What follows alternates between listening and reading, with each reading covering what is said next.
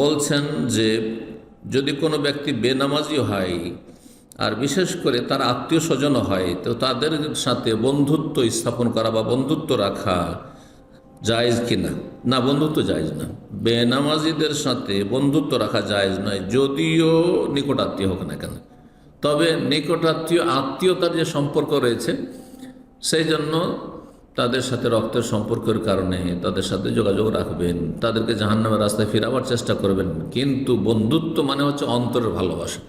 অন্তরের ভালোবাসা শুধুমাত্র আল্লাহর জন্য, আল্লাহ রসুলের জন্য, আল্লাহর দিনের জন্য, এবং আল্লাহকে, আল্লাহ রসুলকে, আল্লাহর দিনকে যারা ভালোবাসে এবং আমল করে তাদের জন্য।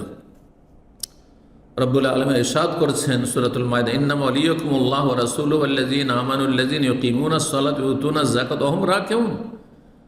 নিশ্চয় তোমাদের বন্ধু হচ্ছে আল্লাহ ওয়া রাসূল এবং তার রাসূল সাল্লাল্লাহু আলাইহি ওয়াসাল্লাম, ওয়াল্লাযীনা আমানু এবং ঈমানদারগণ, মুমিনগণ, আল্লাযীনা ইউকিমুনাস যারা নামাজি মুমিন, ওয়া ইউতুনাজ যাকাত আদায়কারী মুমিন, ওয়া হুম রাকিউন তারা আল্লাহর বিধানের সামনে যারা শির নত করে, তারা হচ্ছে তোমাদের বন্ধু। সুতরাং এই জন্য অন্য কোনো ব্যক্তির সাথে অন্তরের ভালোবাসা জায়েজ নয়, হারাম।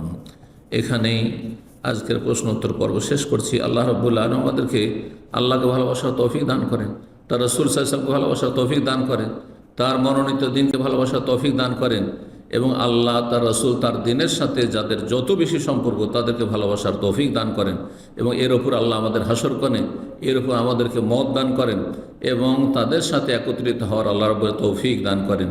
সুবহান রাব্বিকা রাব্বিল ইজ্জাতি আম্মা ইয়াসিফুন ওয়া সালামুন আলাল মুরসালিন ওয়ালহামদুলিল্লাহি রাব্বিল আলামিন।